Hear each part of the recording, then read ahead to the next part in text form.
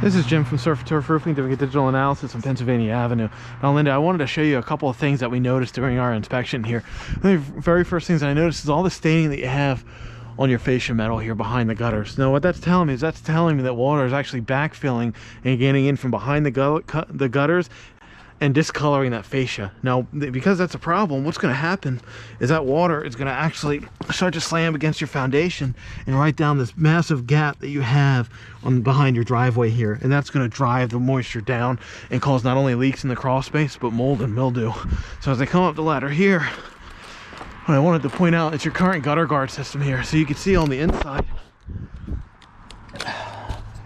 now these gutters are completely full of debris and granules from the roof. That means they're not draining properly.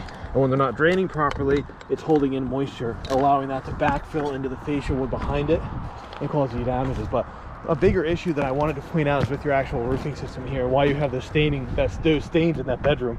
So your valleyway here was not cut correctly.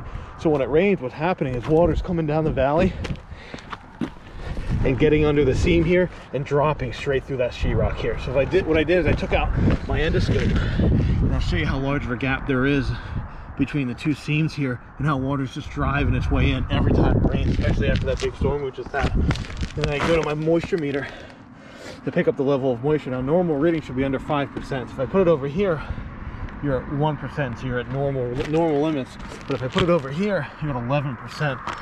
You're at 6%. Over here a little bit, you're at 9, 10%. 10%. So it's consistent across this side of the valley here. So if we don't jump on top of this as soon as possible, those stains are going to get a lot worse. So what me and Jimmy are going to do is we're going to come up with a game plan for you. So we're going to get down, put something together, and make sure we get this taken care of as soon as possible.